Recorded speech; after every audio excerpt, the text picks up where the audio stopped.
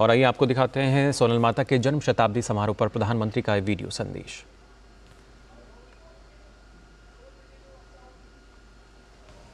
नमस्कार।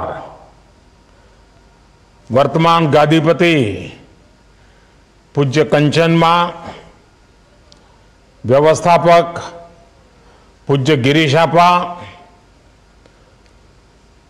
पौष के पवित्र महीने में आज हम सब आय श्री सोनल मां की जन्म शताब्दी के साक्षी बन रहे हैं। ये आय श्री सोनल मां का आशीर्वाद है कि मुझे इस पुनीत आयोजन से जुड़ने का सौभाग्य मिल रहा है। मैं पूरे चारण समाज, सभी व्यवस्थापकों और सोनल मां के सभी भक्तों को बहुत बहुत अभिनंदन करता हूं।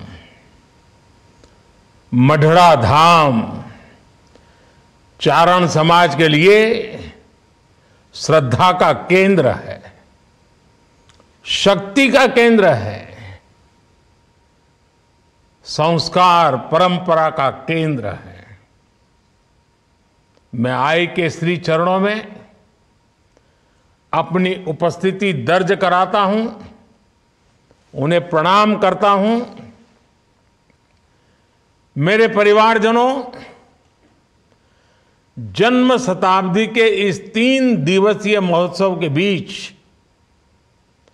आय श्री सोनल मां की स्मृतियां हमारे साथ है। भगवती स्वरूपा सोनल मां इस बात का साक्षात उदाहरण रही है कि भारत भूमि किसी भी युग में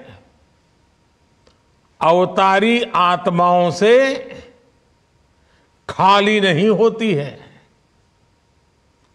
गुजरात और सौराष्ट्र की ये धरती तो खास तौर पर महान संतों और विभूतियों की भूमि रही है। कितने ही संत और महान आत्माओं ने इस क्षेत्र में पूरी मानवता के लिए अपना प्रकाश बिखेरा है। पवित्र गिरनार तो साक्षात भगवान दत्तात्रेय और अनगिनत संतों का स्थान रहा है। सौराष्ट्र की सनातन संत परंपरा में श्री सोनल मां आधुनिक युग के लिए प्रकाश स्तंभ की तरह थी। उनकी आध्यात्मिक ऊर्जा, उनकी मानवीय शिक्षाएं, उनकी तपस्या, इससे उनके व्यक्तित्व में एक अद्भुत दैवीय आकर्षण पैदा होता था। उसकी अनुभूति आज भी जूनागढ़ और मढ़ड़ा के सोनल धाम में की जा सकती है। भाइयों बहनों, सोनल मां का पूरा जीवन जन कल्याण के लिए, देश और धर्म की सेवा के लिए समर्पित रहा। उन्होंने भगत बापू, विनोबा भावे, रविशंकर महाराज, कन्हभाई लहरी, कल्याण सेठ जैसे महान लोगों के साथ काम किया। चारण समाज के विद्वानों के बीच उनका एक विशेष स्थान हुआ करता था। उन्होंने कितने ही युवाओं को दिशा दिखाकर उनका जीवन बदला। उन्होंने समाज में शिक्षा के प्रसार के लिए अद्भुत काम किया।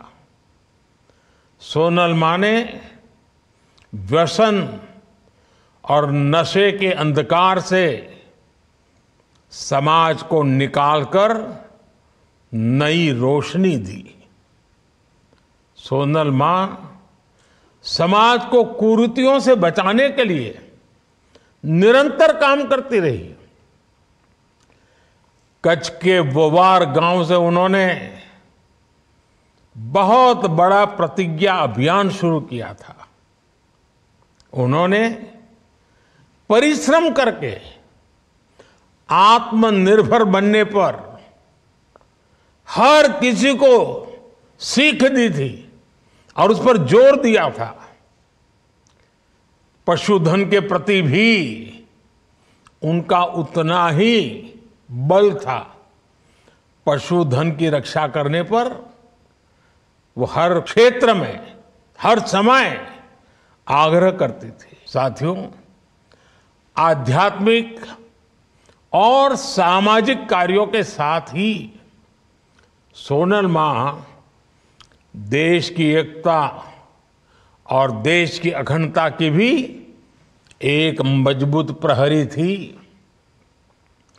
भारत विभाजन के समय जब जूनागढ़ को तोड़ने की साजिश चल रही थी, तब उसके खिलाफ सोनल मां चंडी की तरह उठ खड़ी हुई थी। मेरे परिवारजनों, आज श्री सोनल मां देश के लिए, चारण समाज के लिए, माता सरस्वती के सभी उपासकों के लिए महान योगदान की एक महान प्रतीक थी। इस समाज को हमारे शास्त्रों में भी विशेष स्थान और सम्मान दिया गया है। भागवत पुराण जैसे ग्रंथों में चारण समाज को सीधे श्री हरि की संतान कहा गया है। इस समाज पर मां सरस्वती का विशेष आशीर्वाद भी रहा है और इसलिए इस समाज में एक से एक विद्वानों की परंपरा अविरत चलती रही है। पूज्य ठारण बापू, पूज्य ईसरदास जी, पिंगళ बापू, पूज्य काग बापू, मेरुभा बापू, शंकरदान बापू, शंभुदान जी, भजनीक नारायण स्वामी, हेमूबाई गढ़वी, पद्मश्री कबीरदास और पद्मश्री भिखुदान भाई गढ़वी, ऐसे कितने ही व्यक्तित्व चारण समाज के विचारों को समृद्ध करते रहे हैं। विशाल चारण साहित्य आज भी इस महान परंपरा का प्रमाण है। देशभक्ति के गीत हो या आध्यात्मिक उपदेश हो, चारण साहित्य ने सदियों से इसमें अहम भूमिका निभाई है। श्री सोनल मां की ओजस्वी वाणी खुद इसका एक बहुत बड़ा उदाहरण रही है। उन्हें पारंपरिक पद्धति से कभी शिक्षा नहीं मिली, लेकिन संस्कृत भाषा, उस पर भी उनकी अद्भुत पकड़ थी। शास्त्रों का उन्हें गहराई से ज्ञान प्राप्त था। उनके मुख से जिसने भी रामायण की मधुर कथा सुनी, वो कभी नहीं भूल पाया। हम सब कल्पना कर सकते हैं कि आज जब अयोध्या में 22 जनवरी को श्री राम मंदिर में प्राण प्रतिष्ठा का कार्यक्रम होने जा रहा है, तो श्री सोनल मां कितनी प्रसन्न होगी।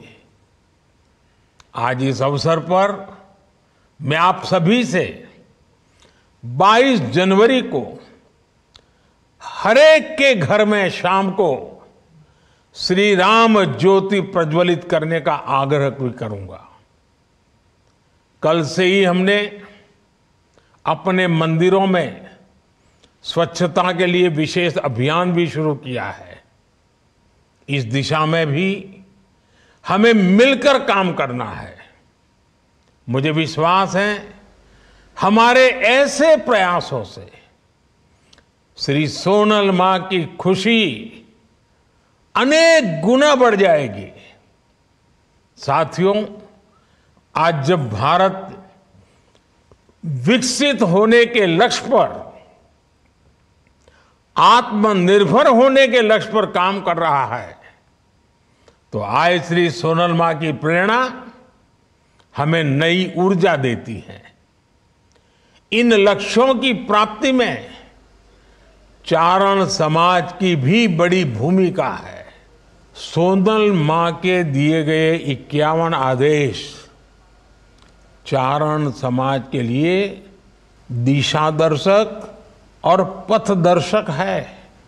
चारण समाज को इसे याद रखना चाहिए और समाज में जागृति लाने का काम निरंतर जारी रखना चाहिए। मुझे बताया गया है कि सामाजिक समरसता को मजबूत करने के लिए मढ़ड़ा धाम में सतत सदाव्रत का यज्ञ भी चल रहा है। मैं इस प्रयास की भी सराहना करता हूं। मुझे विश्वास है आगे भी मढ़ड़ा धाम राष्ट्र निर्माण के ऐसे अनगिनत अनुष्ठानों को गति देता रहेगा। एक बार फिर आप सभी को श्री सोनल मां की जन्म शताब्दी महोत्सव की बहुत बहुत बधाई। इसी के साथ आप सबका भी बहुत बहुत धन्यवाद।